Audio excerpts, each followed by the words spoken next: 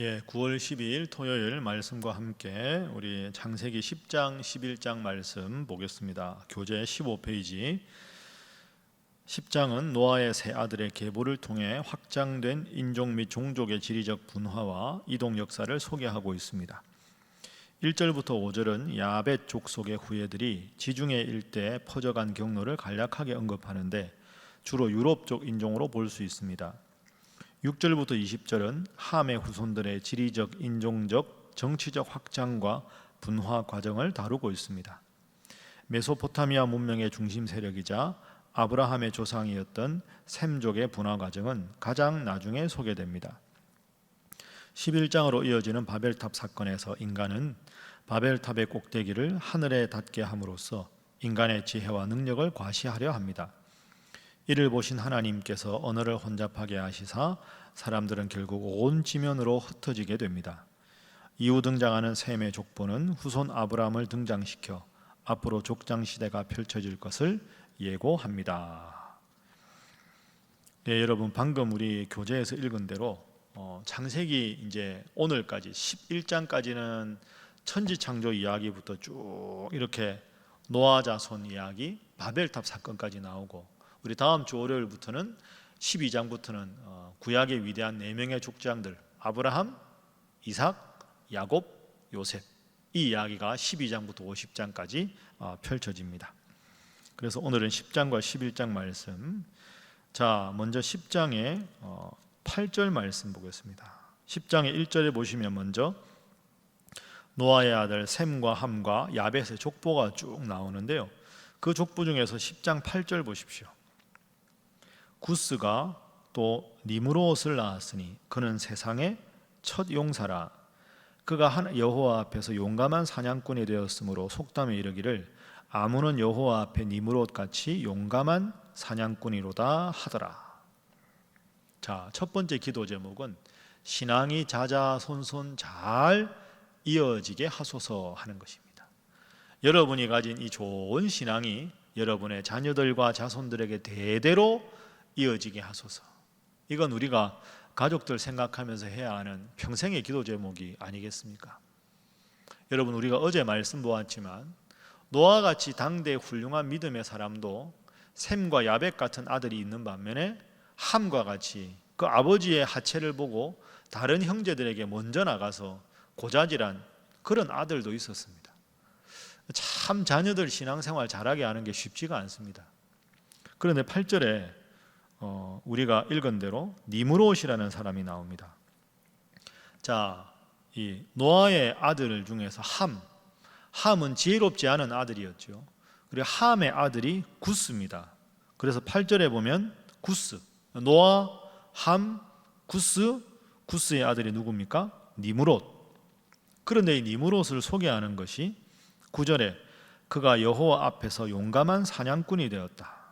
근데 원문으로 보면 여호와 앞에서 사냥꾼이 되었다 하는 말이 하나님 보시기에 좋은 사냥꾼이라는 뜻이 아니고요. 여호와 앞에서라는 말은 이 앞에서라는 단어가 히브리어로 하나님에 대항해서 하나님에 반역해서 이런 뜻입니다. 그러니까 니므롯은 아주 하나님 앞에 바로 서지 못한 인물의 전형입니다. 그러니까 하나님에 마주 서서 하나님에 반대해서 용사였던 사람이 니므롯이다.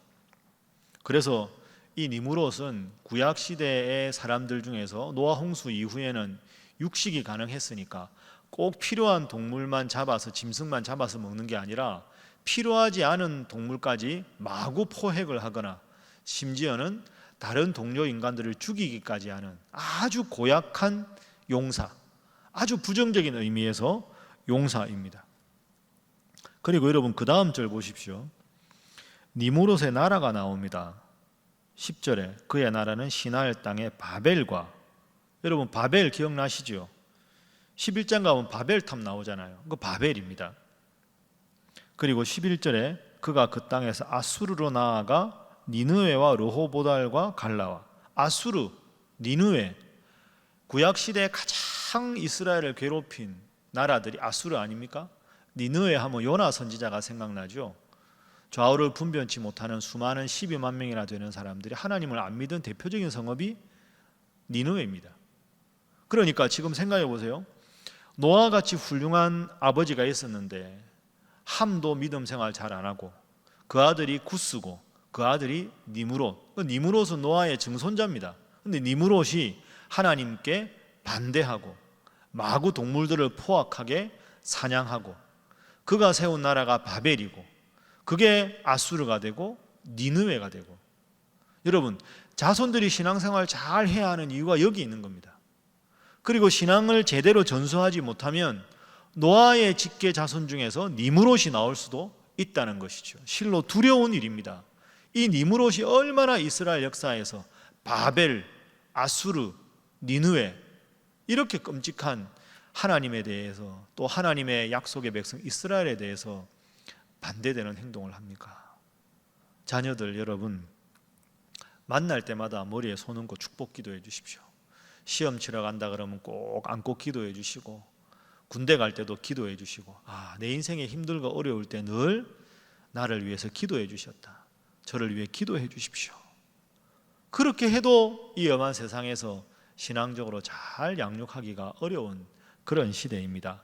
여러분, 꼭 니므롯의 이 교훈을 반면교사로 삼으셔서 하나님 잘 믿는 여러분 자녀들 되시고, 하나님 잘 믿는 여러분 자손들, 제일 뭐니 해도 인생에 중요한 게 하나님 잘 믿는 일이다 기억하시고, 그 신앙 잘 전수하도록 기도하시고 애쓰시는 여러분들 다 되시기를 주님 이름으로 간절히 부탁합니다.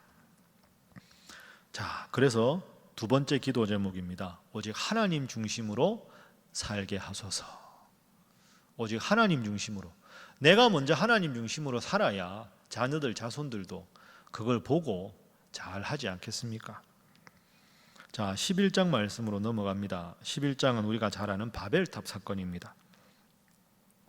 자, 11장 3절 4절 제가 읽어봅니다. 서로 말하되, 자, 벽돌을 만들어 견고히 굽자 하고, 이에 벽돌로 돌을 대신하며 역청으로 진흙을 대신하고, 또 말하되, 자, 성읍과 탑을 건설하여 그 탑 꼭대기를 하늘에 닿게 하여 우리 이름을 내고 온 지면에 흩어짐을 면하자.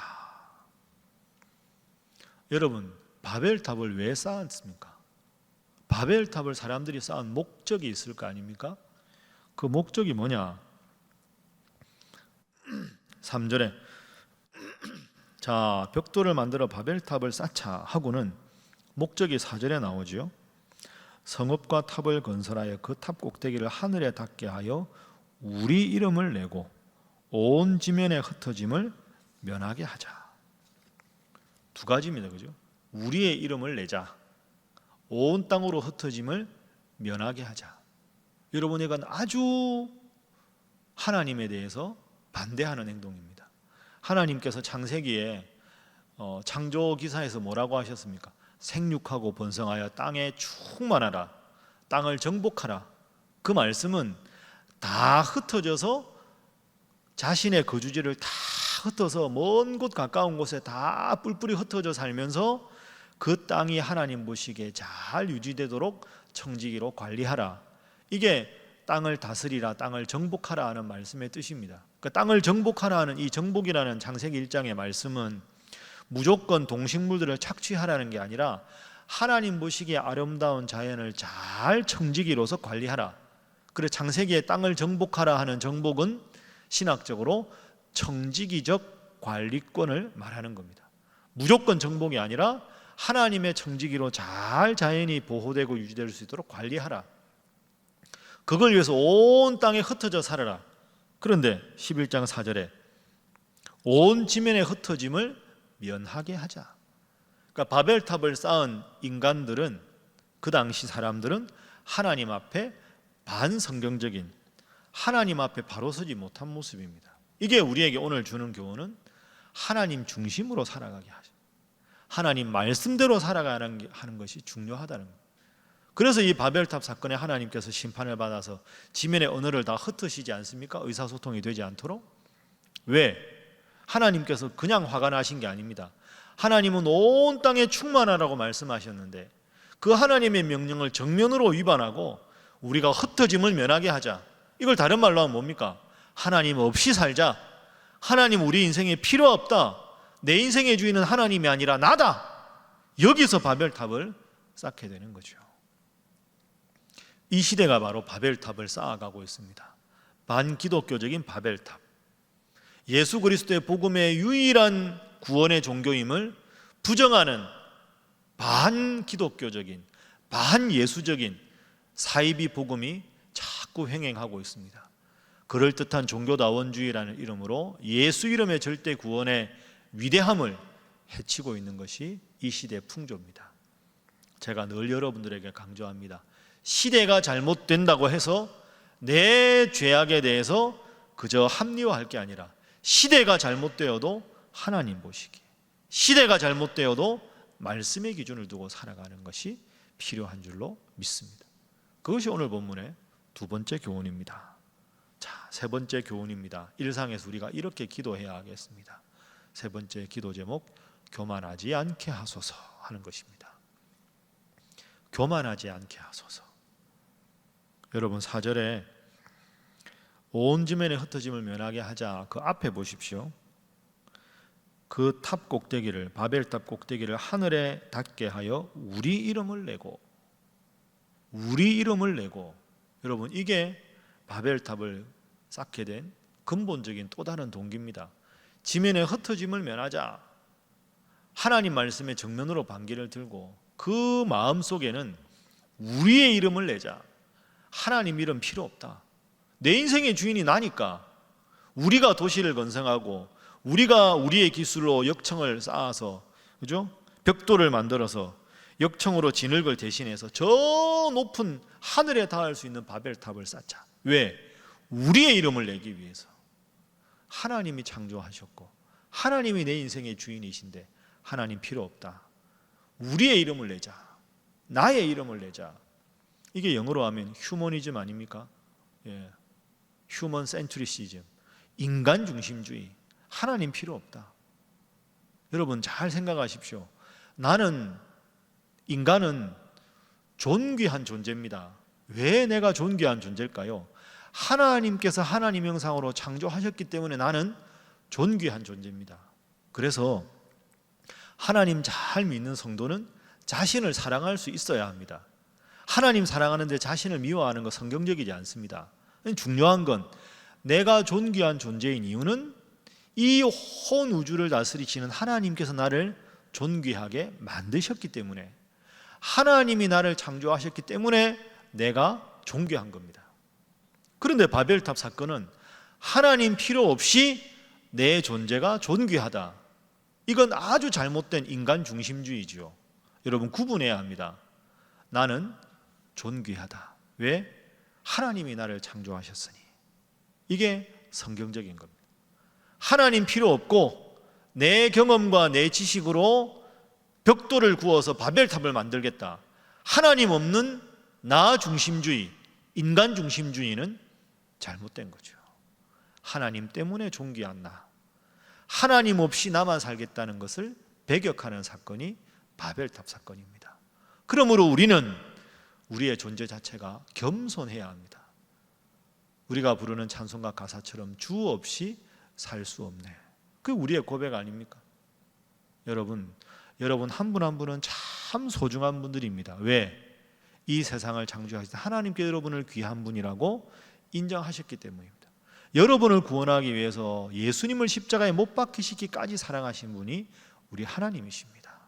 그 하나님 때문에 내가 존귀한 자다. 그래서 늘 하나님 앞에 스스로 돌아보고 겸손하고 또 겸손하고 또 겸손해서 하나님의 이름을 높여드리는 것이 내가 인생을 잘 행복하게 살아가는 길인 줄로 믿습니다.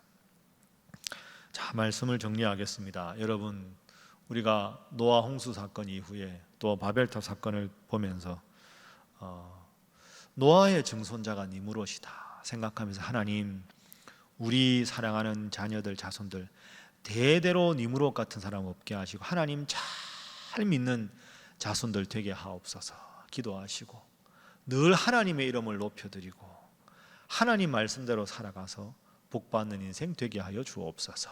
그렇게 여러분 기도해 주시기 바랍니다. 그리고 내일 주일입니다.